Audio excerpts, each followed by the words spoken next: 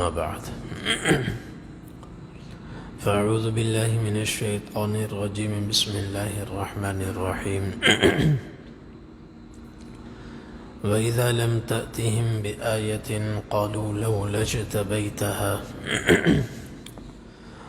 قل إنما أتبع ما يوحى إلي من ربي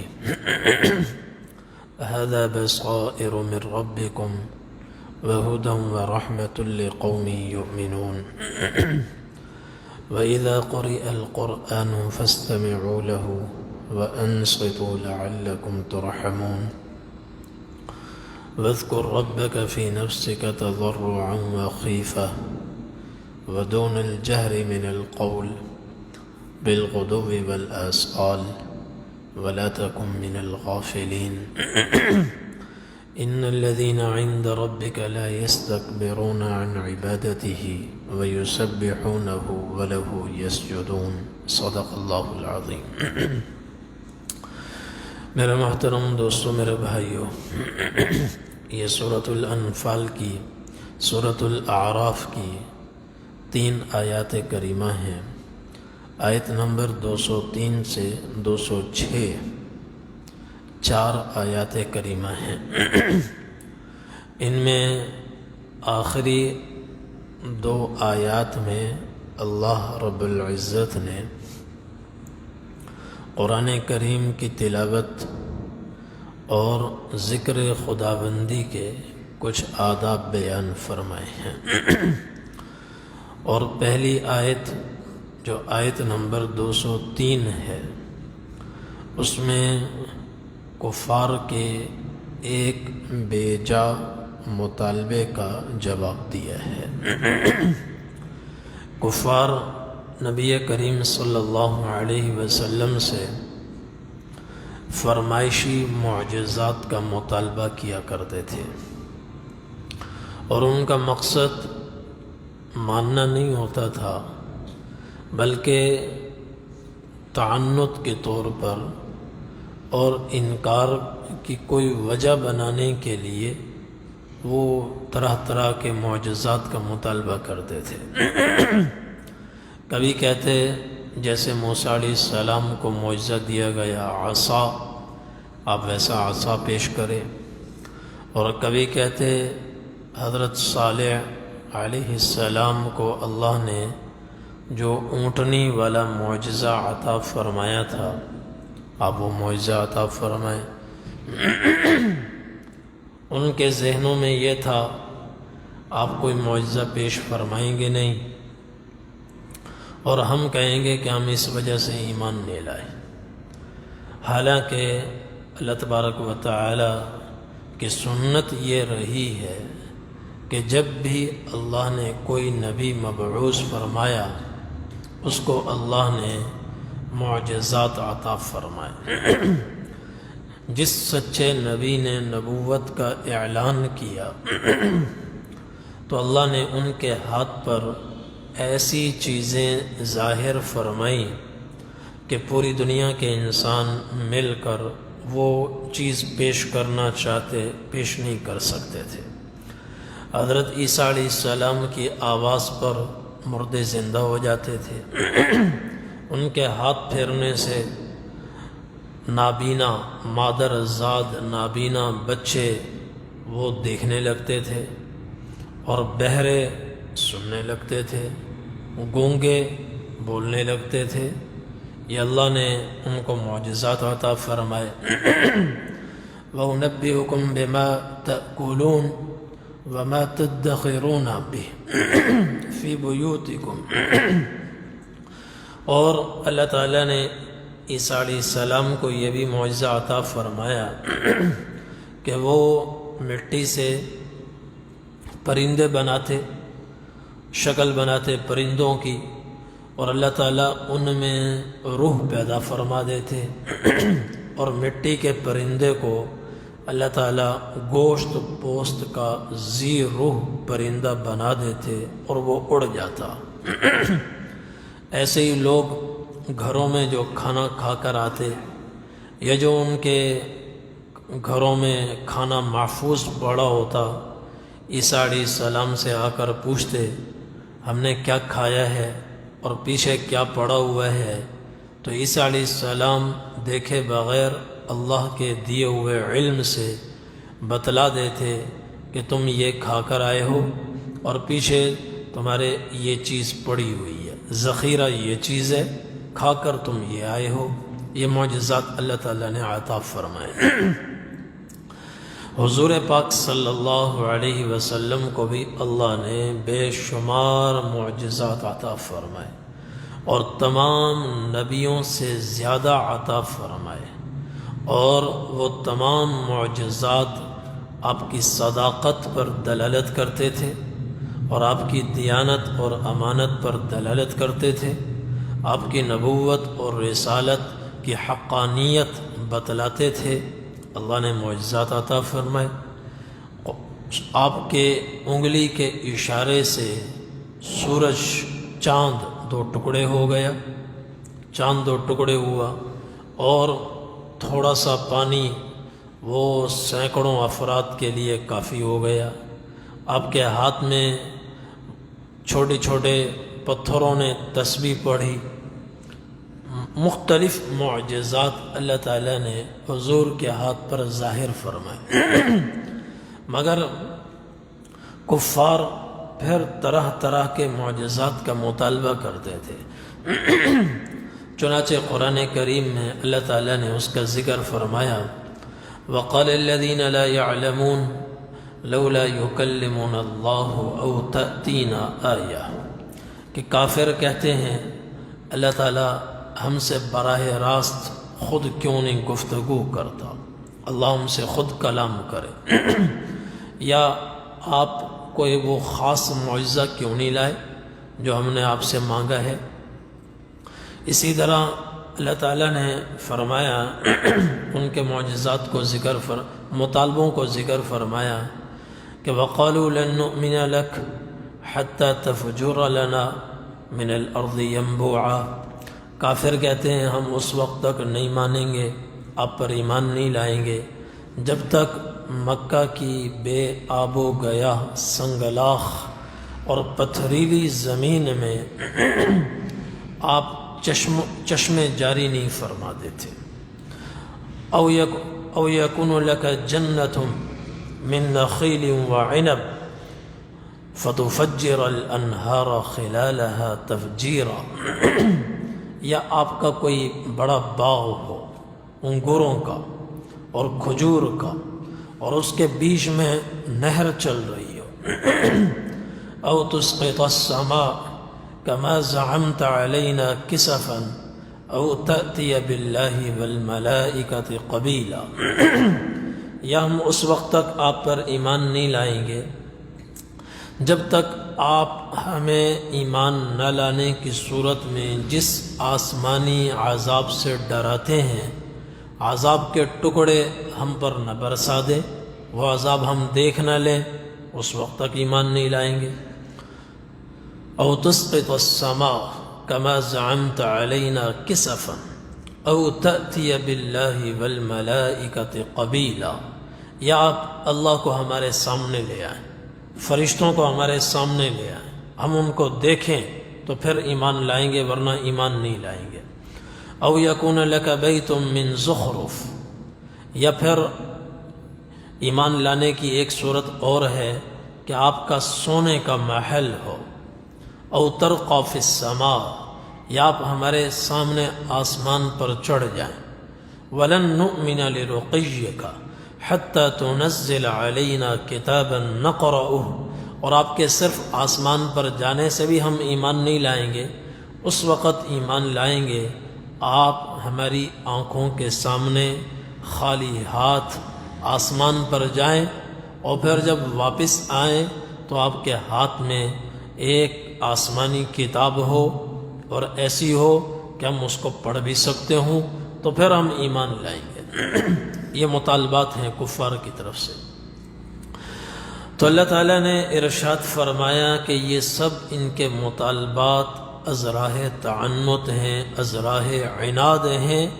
پہلی قوموں کو، پہلے نبیوں کو اللہ نے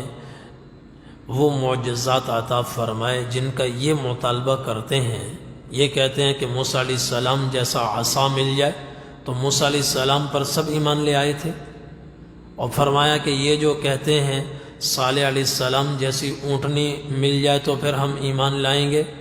تو صالح علیہ السلام کو تو اللہ نے اونٹنی دی تھی، قوم کے مطالبے پر دی تھی، پھر کیوں انہوں نے انکار کیا؟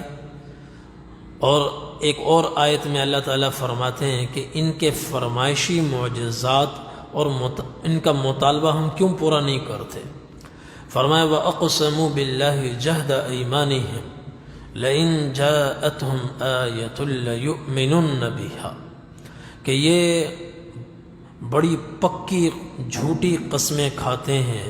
قسمیں کھا کر کہتے ہیں کہ اگر آپ واقعی وہ معجزہ لائیں جس کا ہم مطالبہ کر رہے ہیں، ہم ضرور ایمان لائیں گے۔ تو اللہ تعالیٰ نے وہاں جواب دیا قُلْ إِنَّمَا الْآيَاتُ عِندَ اللَّهِ، کیا ہمارے نبی آپ ان سے کہیں کہ معجزات پیش کرنا ہمارے اختیار میں تو ہے نہیں، یہ تو اللہ کے پاس، اللہ کی طرف سے ہے، یہ سارا معاملہ اللہ کے ہاتھ میں ہے۔ اللہ تعالیٰ اپنی حکمت سے جب چاہتے ہیں، جس وقت چاہتے ہیں اور جیسا چاہتے ہیں معجزہ ظاہر فرماتے ہیں۔ وَمَا يُشْعِرُكُمْ أَنَّهَا إِذَا جَاءَتْ لَا يُؤْمِنُونَ، اور تمہیں کیا خبر کہ تم جو معجزے کا مطالبہ کر رہے ہو، یہ معجزے کا نہ ملنا تمہارے حق میں بہتر ہو، اس لیے کہ اس وقت تم ایمان نہیں لاؤ گے۔ اللہ کو معلوم ہے کہ چونکہ تم ازراہ انصاف مطالبہ نہیں کر رہے، تعنت کی وجہ سے اور اپنے انکار کو کوئی وجہ دینے کے لیے تم مطالبہ کر رہے ہو۔ اگر تمہاری آنکھوں میں انصاف ہوتا، تم نظر انصاف رکھتے، تو یہ جو اتنے سارے معجزات تم نے دیکھے ہیں تم ایمان لے آتے۔ اور اللہ کی سنت یہ ہے، جب کسی قوم نے نبی سے فرمائشی معجزے کا مطالبہ کیا اور اللہ اور ان کے اصرار پر پھر اللہ نے وہ معجزہ عطا فرما دیا، پھر بھی وہ قوم ایمان نہیں لائی، تو پھر اسے مہلت نہیں دی گئی، پھر اس پر اللہ کے عذاب کا کوڑا برس گیا۔ جیسے صالح علیہ السلام کو اللہ نے ناقہ عطا فرمائی، اونٹنی عطا فرمائی، وہ قوم کا مطالبہ تھا، انہوں نے کہا تھا کہ یہ سامنے چٹان ہے، پہاڑوں میں رہتے تھے تو کہا یہ سامنے چٹان ہے، ہم آپ سے یہ مطالبہ کرتے ہیں کہ یہ چٹان ہماری آنکھوں کے سامنے پھٹے اور اس میں سے اونٹنی نکلے، وہ اونٹنی بھی گابھن ہو اور اس کا حمل تیار ہو، 10 ماہ کی گابھن اونٹنی نکلے اور وہ ہمارے سامنے آ کر بچہ دے دے، پھر ہم آپ پر ایمان لائیں گے، پھر انکار نہیں کریں گے۔ تو صالح علیہ السلام نے دعا فرمائی، اللہ تعالیٰ نے ان کی دعا قبول فرمائی، قوم کا اصرار تھا، اللہ نے فرمایا کہ چلو، تو چٹان پھٹی، اونٹنی نکلی اور اونٹنی نے آ کر بچہ دیا، اور اللہ تعالیٰ نے یہ فرمایا لہا شرب ولکم شرب یوم معلوم، ایک دن یہ پانی پیے گی اور ایک دن تمہارے جانور پانی پئیں گے، اور تم اس کے پینے میں کوئی اس کو نقصان نہیں پہنچانا، اس سے تعرض نہیں کرنا، ولا تمسوها بسوء فیأخذکم عذاب یوم عظیم، اس کو بری نیت سے چھونا بھی نہیں ورنہ اللہ کا عذاب تم پر آ پڑے گا۔ تو پھر انہوں نے اس اونٹنی کے پاؤں کاٹ دیے اور اس کو نقصان پہنچایا، تو پھر فدمدم علیہم ربہم بذنبہم فسواہا، اللہ کے عذاب کا زبردست کوڑا برسا، ایسا خوفناک عذاب آیا کہ اس عذاب کی تعبیر دمدمہ کے لفظ سے ہے۔ ایسا لفظ صرف قوم سمود کے لیے استعمال ہوا ہے اور کسی اور قوم کے لیے استعمال نہیں ہوا، یہ لفظ اس عذاب کی ہولناکی اور سنگینی کو بتلاتا ہے۔ تو اللہ تعالیٰ کو یہ منظور تھا کہ مکہ والے ابھی جیتے رہیں، یہ بالکل صاف نہ ہوں، یہ نہیں تو اللہ کو معلوم ہے ان کی نسلوں میں سے بہت سے لوگ ایمان لائیں گے۔ اس لیے اللہ نے حضور پاک صلی اللہ علیہ وسلم کو کئی معجزات عطا فرمائے، اور ان کا سوال چونکہ انصاف پر مبنی نہیں تھا بلکہ تعنت، ہٹ درمی کی بنیاد پر تھا، اس لیے اللہ تعالیٰ نے ان کے مطالبات کو پورا نہیں فرمایا۔ قرآن کریم کی دوسری آیات میں اللہ تعالیٰ نے فرمایا، کچھ اہل کتاب بھی مطالبے کرتے تھے کہ یہ معجزہ چاہیے، یہ معجزہ چاہیے۔ اللہ تعالیٰ نے فرمایا وَلَئِنْ أَتَيْتَ الَّذِينَ أُوتُوا الْكِتَابَ بِكُلِّ آيَةٍ مَا تَبِعُوا قِبْلَتَكَ، آپ ان کے تمام معجزات، ان کے منہ سے نکلنے والے، زبان سے نکلنے والے تمام معجزات ان کے سامنے پیش کر دیں، پھر بھی یہ ایمان نہیں لائیں گے۔ کفار کے بارے میں فرمایا وَلَوْ أَنَّنَا نَزَّلْنَا إِلَيْهِمُ الْمَلَائِكَةَ، اگر ہم آسمان سے فرشتے اتار دیں اور فرشتوں کو یہ اپنی آنکھوں سے دیکھ لیں، اور وہ فرشتے چیخ چیخ کر یہ کہیں کہ آپ اللہ کے رسول ہیں، وَكَلَّمَهُمُ الْمَوْتَى، قبریں پھٹیں، مردے نکلیں، اور وہ بھی پکار کر کہیں کہ آپ اللہ کے رسول ہیں، وَحَشَرْنَا عَلَيْهِمْ كُلَّ شَيْءٍ قُبُلًا، اور اللہ تعالیٰ ذرے ذرے کو ان کے سامنے کھڑا کر دے، اور ذرے ذرے کو اللہ قوت گویائی عطا فرمائے، اور وہ کہے بلند آواز سے بمانگے دہل کہ آپ اللہ کے رسول ہیں۔ فرمایا ما كانوا ليؤمنوا الا ان يشاء اللہ، یہ پھر بھی ایمان نہیں لائیں گے، وہی لائیں گے جو اللہ کے علم میں ہیں، جنہوں نے ایمان لانا ہے، جو اللہ کی مشیت کے ساتھ وہ ایمان لائیں گے۔ تو یہاں اس آیت میں اللہ تعالیٰ فرماتے ہیں وَإِذَا لَمْ تَأْتِهِمْ بِآيَةٍ، کہ جب آپ ان کی زبان سے نکلنے والے معجزے کو ان کے سامنے پیش نہیں کرتے، تو اس وقت یہ کہتے ہیں قالوا لولا اشتبیتها،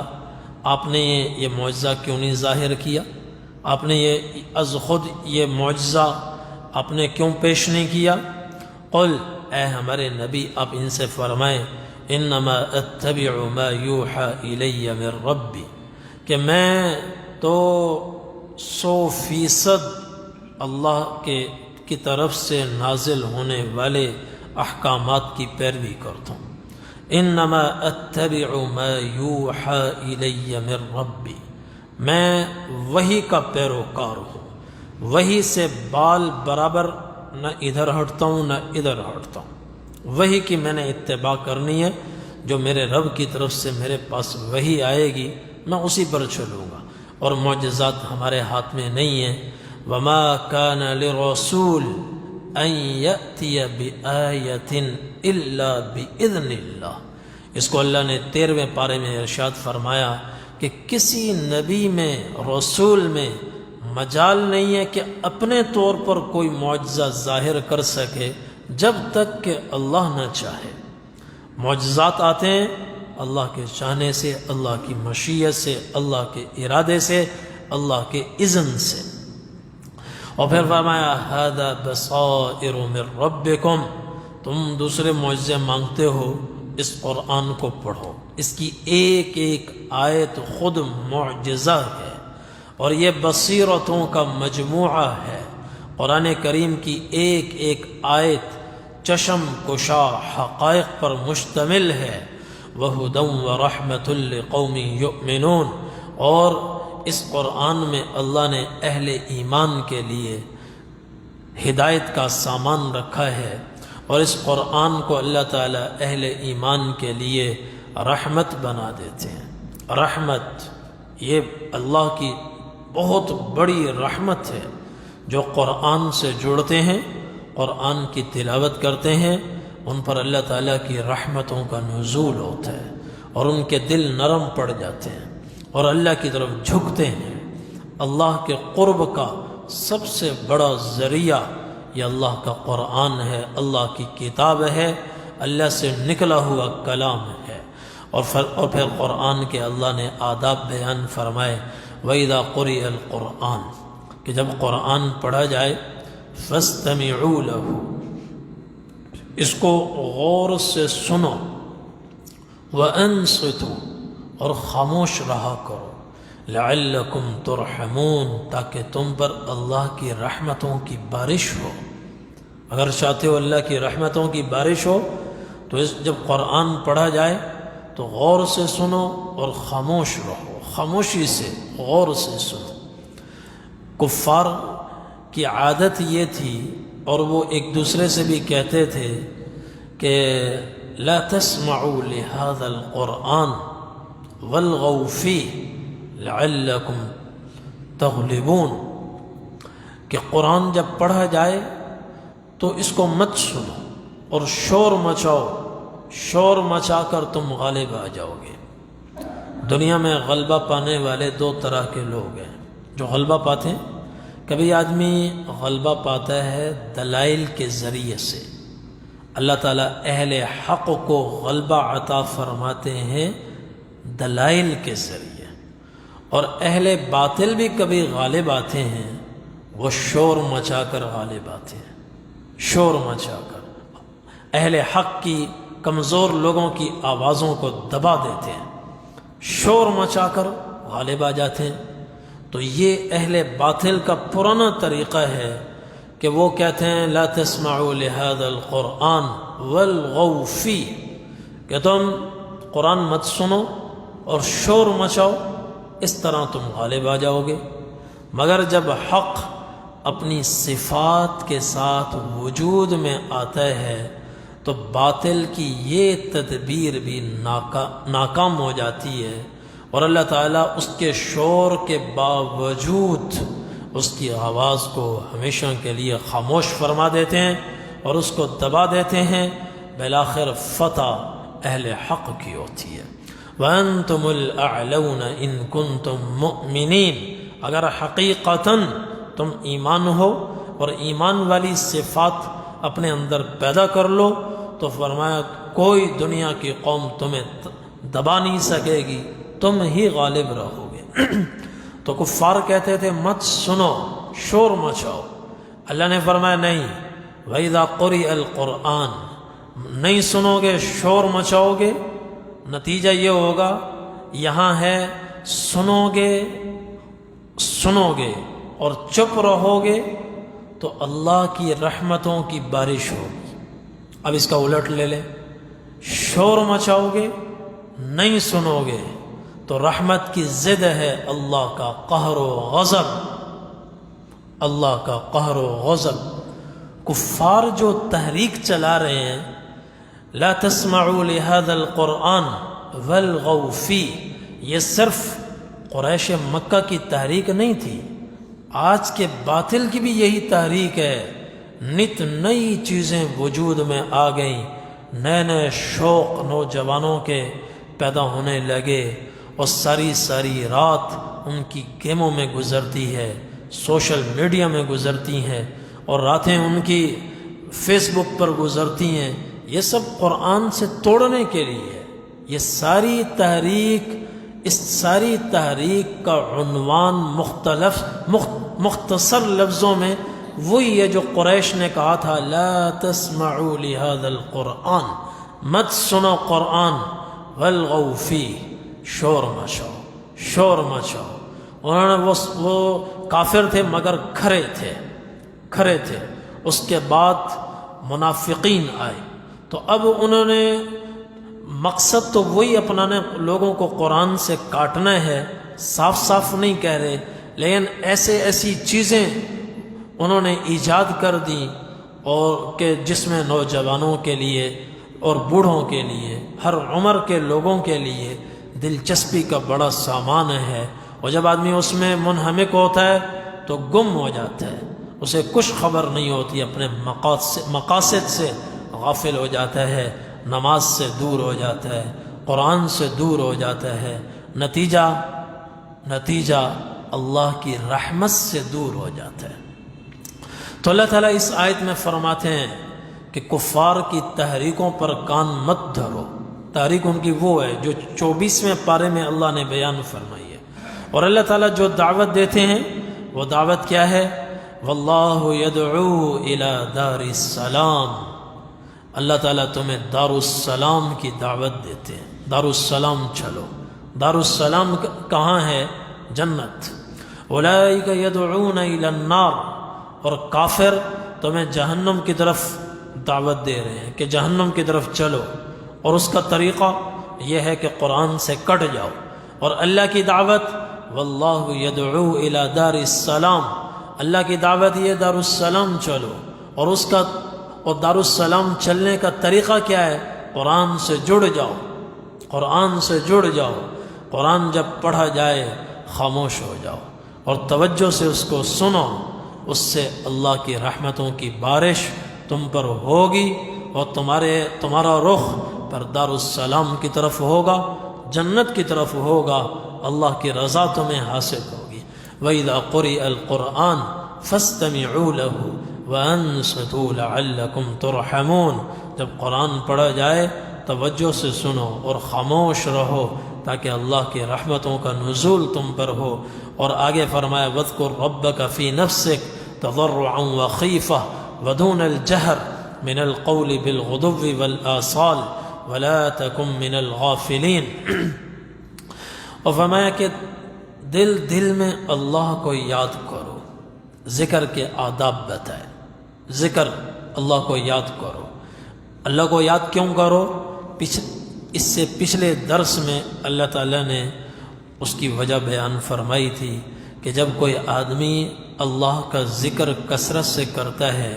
اللہ کی حفاظت میں آ جاتا ہے، مضبوط قلعے میں آ جاتا ہے، شیطانی تصرفات سے وہ محفوظ ہو جاتا ہے، اور جرائم سے، معاصی سے، مظالم سے وہ بچ جاتا ہے، اور اللہ کی طرف اس کا لگاؤ ہوتا ہے، اور اس کے دل کا رخ اللہ کی طرف ہوتا ہے، اللہ سے لو لگانے والا ہوتا ہے، اللہ کے سامنے گڑ گڑانے والا ہوتا ہے۔ یہ ذکر کی برکات ہیں۔ ان الذین اتقوا اذا مسهم طائف من الشیطان تذکروا فاذا هم مبصرون، کہ جب شیطان انسان کو اپنے شکنجے میں جکڑتا ہے اور ان کی آنکھوں کے سامنے پردے ڈال دیتا ہے، دنیا کے پردے اور مادی چیزوں کے پردے، جس کی وجہ سے آخرت نظروں سے اوجھل ہوتی ہے، قبر کی زندگی نظروں سے اوجھل ہوتی ہے، اور اللہ تعالیٰ اور اللہ کی طرف اللہ کی طرف سے نازل ہونے والی برکات نظروں سے اوجھل ہوتی ہیں، تو اہل ایمان اس کا علاج یہ کرتے ہیں کہ تذکروا، فوراً اللہ کو یاد کرتے ہیں، ذکر کرتے ہیں، ذکر سے زبانیں ترک فرماتے ہیں، تو اس کے نتیجے میں اللہ تبارک و تعالی شیطان کے شکنجے سے انہیں آزادی عطا فرماتے ہیں، اور ان کی آنکھیں دور تک آخرت کو دیکھنے لگتی ہیں، مادی چیزیں بیچ میں سے ہٹ جاتی ہیں۔ یہ ذکر کی برکات ہیں۔ اب ذکر کے آداب اللہ تعالیٰ بیان فرماتے ہیں۔ ذکر کیسے ہو؟ فرمایا وَاذْكُرْ رَبَّكَ فِي نَفْسِكَ، دل میں یاد کرو، زبان سے بھی یاد کرو، تضرعاً، آہو زاری سے اللہ کی طرف گڑ گڑاؤ روتے ہوئے، اور کانپتے دلوں کے ساتھ اللہ کو یاد کرو، وخیفتاً، اور چپکے چپکے، آہستہ آہستہ اللہ کو یاد کرو، آہستہ آہستہ۔ ادعوا ربکم تضرعا وخفیہ، ادعوا ربکم تضرعا وخفیہ، اپنے رب کو پکارو آہستہ آہستہ، خفیہ آہستہ، اور آہوزاری کے ساتھ، کانپتے دلوں کے ساتھ، لرزتے دلوں کے ساتھ اللہ کا نام زبان پر آئے تو اللہ کی عظمت، ہیبت، کبریائی دل و دماغ پر چھائی ہوئی ہو۔ جیسے کوئی آدمی، کوئی بڑا آدمی آئے تو ایک دم آدمی کہتا ہے وزیر صاحب آ گئے، یوں نہیں کہتا وزیر آ گیا۔ کوئی غریب آئے وہ فلاں آدمی آ گیا۔ تذکرے میں ہی، لہجے میں ہی فرق آ جاتا ہے، لہجے میں ہی فرق آ جاتا ہے کہ فقیر کو سمجھتا ہے، دکاندار کو، ریڑھی چلانے والے کو اس کے آنے کا تذکرہ اور انداز میں ہے۔ بادشاہ آ گیا تو اس کے آنے کا تذکرہ اور انداز میں ہے۔ ایسے ہی ادعوا ربکم تضرعا وخفیہ، پہلے اپنے اللہ کو پہچانو، اس کی معرفت حاصل کرو، اور پھر اللہ کی عظمت، ہیبت کے تصور کے ساتھ اللہ کو یاد کرو، روکھے الفاظ میں نہیں، تضرع کے ساتھ، وخفیہ اور وخیفتاً اور آہستہ آہستہ، شور مچا کر نہیں۔ حضور پاک صلی اللہ علیہ وسلم خیبر سے تشریف لے جا رہے تھے مدینہ طیبہ کی طرف، راستے میں ایک وادی آئی، اس وادی میں لوگ بلند آواز سے ذکر کر رہے تھے، لا الہ الا اللہ، لا الہ الا اللہ کی ضربیں تھیں اونچی آواز میں۔ تو آپ نے اس وادی میں سے گزرتے ہوئے فرمایا، یا ایھا الناس اربعوا علی انفسکم، اے لوگو خود اپنے اوپر رحم کرو، زیادہ زور سے مت پکارو، تمہارے گلے تھک جائیں گے، آوازیں بیٹھ جائیں گی۔ انکم لا تدعون اصم ولا غائبا، تم کسی ایسی ہستی کو نہیں پکار رہے جو یہاں موجود نہ ہو، تم کسی ایسی ہستی کو نہیں پکار رہے جو سنتی نہ ہو۔ انکم تدعون سمیعا بصیرا وہو معکم، تم اس ذات کو پکار رہے ہو، نحن اقرب الیہ من حبل الورید، جو تمہاری شہرگ سے تمہارے قریب ہے، جو اونچی آواز کو بھی سنتی ہے، پست آواز کو بھی سنتی ہے، دل کی دھڑکن کو بھی سنتی ہے، دل میں اٹھنے والے جذبات کو بھی وہ جانتی ہے۔ زیادہ ذرا شور مچا کر ذکر نہ کرو، آہستہ آہستہ آہستہ آہستہ۔ تو آپ نے تعلیم فرمائی۔ حضرت ابو موسیٰ اشعری رضی اللہ عنہ فرماتے ہیں، جب حضور یہ بات فرما رہے تھے، آپ کے ساتھ اونٹنی پر میں سوار تھا، میں آپ کے پیچھے بیٹھا ہوا تھا، تو میں آہستہ آہستہ ذکر کر رہا تھا، لا حول ولا قوت الا باللہ، لا حول ولا قوت الا باللہ۔ حضور پاک صلی اللہ علیہ وسلم نے فرمایا، یا عبداللہ ابن قیس الا ادلک علی کنز من کنوز العرش، اے عبداللہ بن قیس، ابو موسیٰ اشعری ان کی کنیت ہے، نام ان کا ہے عبداللہ بن قیس۔ آپ نے فرمایا، عبداللہ بن قیس، میں تمہیں جنت کے اللہ کے عرش کے نیچے پڑا ہوا خزانہ بتاؤں اور اس کو لینے کا ذریعہ بتاؤں؟ میں نے کہا جی یا رسول اللہ، ضرور بتائیں۔ آپ نے فرمایا، لا حول ولا قوت الا باللہ، کثرت سے پڑھو، اس کلمے سے اللہ تمہیں وہ خزانہ عطا فرمائیں گے جو اللہ کے عرش کے نیچے ہے۔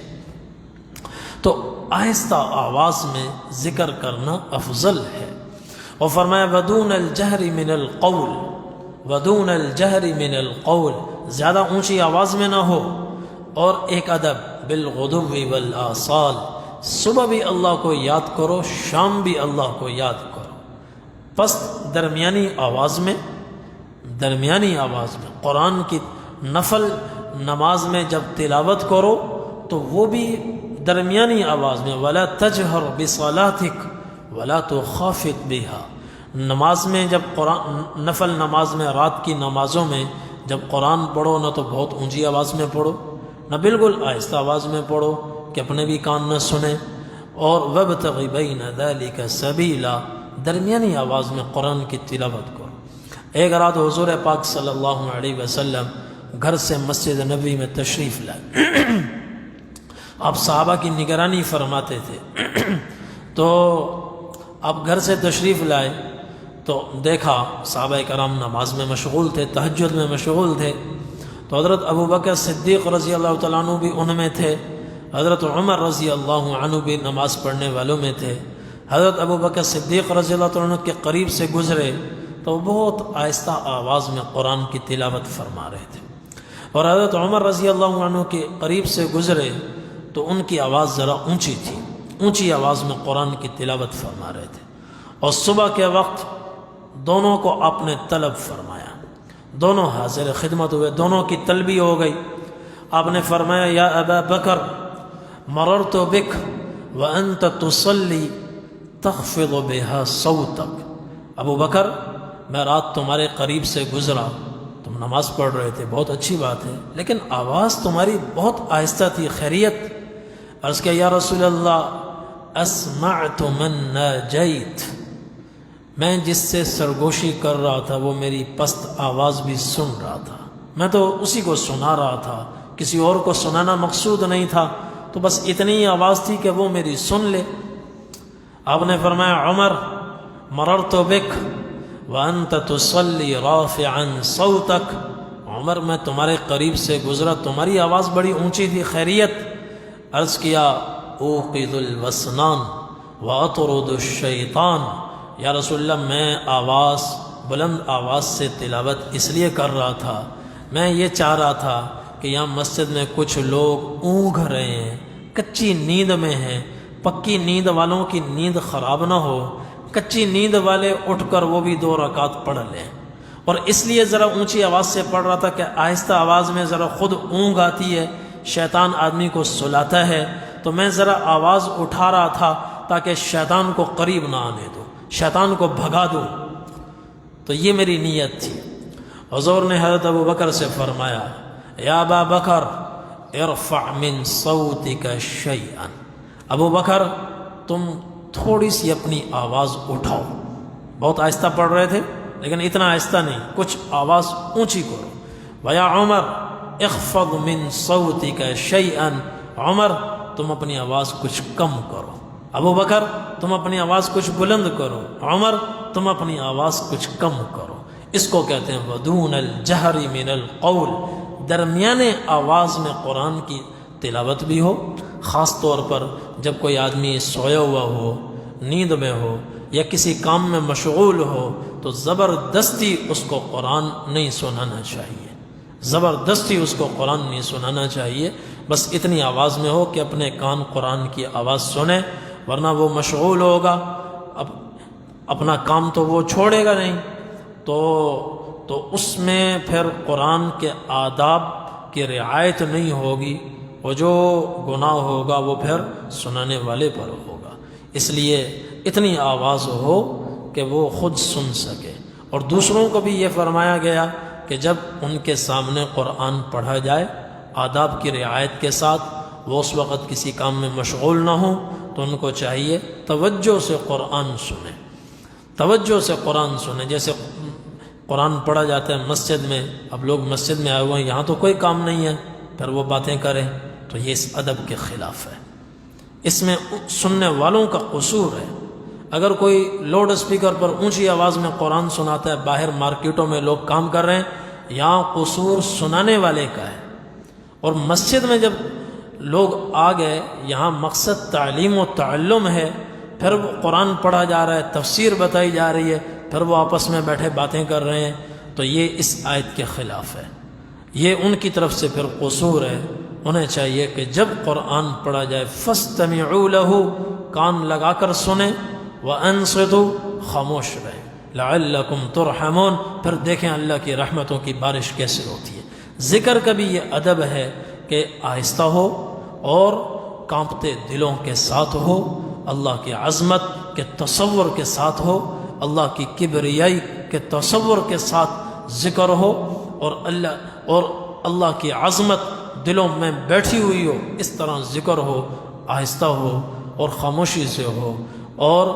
یا درمیانی آواز میں ہو، صبح بھی ہو شام بھی ہو۔ وَلَا تَكُن مِّنَ الْغَافِلِينَ، فرمایا تم ان لوگوں میں شامل مت ہو جو اللہ سے بالکل ہی غافل ہو گئے، مہینوں گزر جائیں اللہ کا نام زبان پر نہ آئے، ہفتوں گزر جائیں ایک تسبیح وہ نہ پڑھ سکتے ہو، بالکل دل غافل ہو جائیں، ان لوگوں میں شامل مت ہو۔ اور فرمایا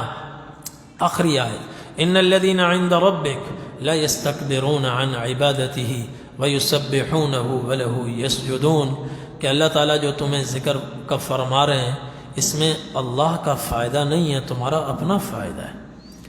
تمہارے ذکر سے اللہ کی شان بلند نہیں ہوگی، وہ تو پہلے سے ہی بلند ہے،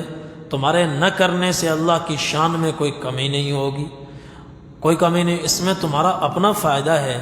تو اور انسانوں کی تعداد تو بہت ہی کم ہے، فرشتے بے حد و بے حساب ہیں۔ اللہ فرما رہے ہیں کہ فرشتے جن کی تعداد سوائے اللہ کے کوئی نہیں جانتا، وہ اللہ کی عبادت میں لگے ہوئے ہیں، ذرا وہ تکبر نہیں کرتے، تھکتے نہیں ہیں، صبح و شام اللہ کی تسبیح پڑھتے ہیں، 24 گھنٹے اللہ کی تسبیح پڑھتے ہیں، نہ ان کی رفتار میں کمی آتی ہے، نہ ان میں سستی آتی ہے، نہ کاہلی آتی ہے، ہر وقت تسبیح میں ہے۔ تو اللہ تعالیٰ کے لیے تو فرشتے بھی بہت ہیں، اللہ کی تسبیح پڑھنے والے، اگر اللہ کا فائدہ ہوتا تو فرشتے ہی کافی تھے، تو اللہ کا فائدہ نہیں ہے۔ ان الذین عند ربک، وہ فرشتے جو تمہارے رب کے پاس ہیں، لا یستکبرون عن عبادتہ، اللہ کی عبادت سے وہ روح گردانی نہیں کرتے، تکبر نہیں کرتے، اکڑتے نہیں ہیں، بلکہ جھکے رہتے ہیں اللہ کے سامنے۔ وَيُسَبِّحُونَهُ، اور وہ اللہ کی تسبیح پڑھتے ہیں اور اسی کو سجدہ کرتے ہیں اور پیشانی اللہ کے سامنے جھکائے رہتے ہیں، اور تعداد ان کی بے حد و بے حساب ہے۔ ایک حدیث میں نبی کریم صلی اللہ علیہ وسلم نے ارشاد فرمایا، اطت السماء وحق لها ان تئط، فرشتے کتنے ہیں؟ اس حدیث سے اندازہ لگائیں کہ آسمان چیختا ہے، چرچراتا ہے، اور وہ بیچارہ کیوں نہ چیخے، اس کو چیخنے کا حق ہے۔ آسمان چیختا ہے، اطیت۔ جب کوئی موٹا آدمی یا زیادہ آدمی چارپائی پر بیٹھ جائیں تو چارپائی سے آوازیں نکلتی ہیں، ایسے ہی آسمان پر بھی فرشتوں کا دباؤ ہے، اور اس پر وزن اتنا ہے کہ آسمان سے بھی ایک آواز نکلتی ہے جس کو عربی میں اطیت کہتے ہیں، اور اسی دباؤ والی آواز کی طرف اشارہ کر کے نبی کریم صلی اللہ علیہ وسلم نے ارشاد فرمایا، اطت السماء وحق لها ان تئط، کہ آسمان چرچراتا ہے اور بیچارہ کیوں نہ روئے، ما فيها موضع 4 اصابع الا وفيه ملك واضع جبهته ساجدا لله تعالی۔ آسمان کو جا کر دیکھو، 4 انگلیوں کے برابر آسمان میں جگہ خالی نہیں ہے، مگر وہاں فرشتے کی پیشانی اللہ جل جلالہ کی بارگاہ میں ٹکی ہوئی ہے۔ تصور کرو کتنے ہوں گے۔ حضرت حضور پاک صلی اللہ علیہ وسلم جب معراج پر تشریف لے گئے، 7ویں آسمان پر حضرت ابراہیم علیہ السلام سے ملاقات ہوئی، تو وہ بیت اللہ کے ساتھ سہارا لگا کر تشریف فرما تھے۔ وہاں آپ نے دیکھا کہ طواف جاری ہے، طواف ہو رہا ہے، تو پوچھا کہ یہ کون مخلوق ہے جو طواف کر رہی ہے؟ تو جبرائیل علیہ السلام نے بتایا کہ یہ اللہ کے فرشتے ہیں جو بیت المعمور کا طواف کر رہے ہیں۔ 7ویں آسمان سے اوپر جو بیت اللہ ہے اس کا نام بیت المعمور ہے، وہ اس کا طواف کر رہے ہیں۔ روزانہ 70,000 فرشتے طواف کرتے ہیں، اور اس طواف کو اربوں سال ہو گئے۔ جس نے ایک مرتبہ طواف کر لیا، اب ابد الآباد تک پھر کبھی اس کی باری نہیں آئے گی۔ کتنے فرشتے ہوں گے؟ تو اللہ تعالیٰ فرماتے ہیں وہ بے حد و حساب فرشتے ہیں، وہ تمہارے رب کی تسبیح پڑھتے ہیں اور پیشانی ماتھا اللہ کے سامنے ٹیک کر پڑے ہوئے ہیں۔ تو اس کے سامنے تمہاری حیثیت ہی کیا ہے اور تمہاری عبادت کی کیا حیثیت ہے؟ تو اللہ پھر بھی جو تمہیں فرما رہے ہیں کہ ذکر کرو، اللہ کی بندگی کرو، اللہ کی عبادت کرو، اس میں تمہارا اپنا فائدہ ہے، تمہارا اپنا فائدہ ہے۔ ذکر کرو گے تمہیں اللہ کا قرب حاصل ہوگا، شیطان تمہیں ورغلا نہیں سکے گا، شیطان تم پر تصرف نہیں کر سکے گا، تم پر جادو نہیں کر سکے گا۔ شیطانی تصرفات سے، اس قرآن کی برکت سے، ذکر کی برکت سے تم محفوظ ہوگے، اور اس کے ذریعے سے جرائم کا بھی خاتمہ ہوگا اور مظالم کا بھی خاتمہ ہوگا، اور اللہ تعالیٰ اپنی اطاعت و فرما برداری کی توفیق عطا فرمائیں گے۔ اللہ تعالیٰ ہم سب کو توفیق عمل نصیب فرمائے۔ وآخر دعوانا الحمد للہ رب العالمین۔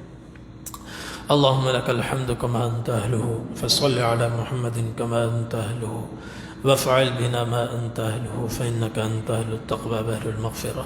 ربنا آتنا في الدنيا حسنة وفي الآخرة حسنة وقنا عذاب النار۔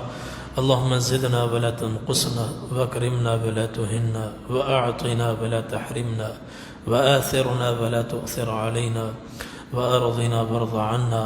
اللهم إني ضعيف فقوي في رضاك ضعفي، وخذ إلى الخير بناصيتي، واجعل الإسلام منتهى رضاي، وإني ذليل فأعزني، وإني فقير فارزقني۔ اللهم إنا نسألك الهدى والتقى والعفاف والغنى، وصلی اللہ تعالی علی خیر خلقہ محمد وعلی آلہ واصحابہ واہل بیتہ اجمعین برحمتک یا ارحم الراحمین.